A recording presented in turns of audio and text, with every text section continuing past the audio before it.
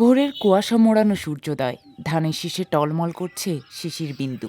সূর্যের প্রথম আলোয় ধান গাছগুলো সোনালি বর্ণ ধারণ করেছে। কিচিরমিচির শব্দে এক ঝাঁক শালিক উড়ে বেড়াচ্ছে, জানান দিচ্ছে ভোরের আলো ফুটেছে।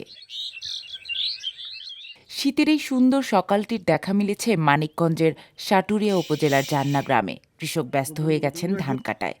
ধান ক্ষেতের স্নিগ্ধতা আর পাখির কিচিরমিচির কলকাকলিতে মুখরিত বিস্তীর্ণ ফসলের মাঠ। শহর যখন যান্ত্রিক কোলাহলে চোখ মেলে, তখন গ্রামের এই বিস্তীর্ণ সবুজ জেগে ওঠে এক অদ্ভুত মায়ায়। প্রকৃতির মঞ্চে শুরু হয় এক অন্যরকম ছন্দ।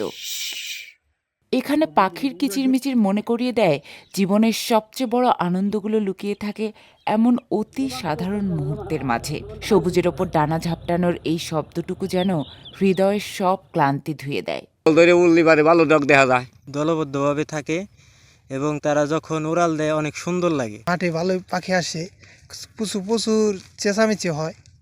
তারপরে মনে করলেন আমরা কাজ করতেছি, আমাকে সাইড মাইড দেয়, পাখি উড়ে, ভালোই লাগে। আমরা চাষ করি যখন আমাদের পিছন দিয়ে অনেক পাখিগুলো কিচিমিচি করে, অনেক ভালো লাগে। ধান টান কাটি তখন দেখা যায় ঝাঁকে ঝাঁকে পাখি আসে, যখন চেঁচামেচি করে আমাদের খুব ভালো লাগে। রোদ বাড়লে পাখিরাও সুর বদলায়, তবে ধান ক্ষেতের নিস্তব্ধতার মাঝে কুয়াশার ঘনঘটা চিরকালই আমাদের শেকড়ের টানে ফিরিয়ে নিয়ে আসে।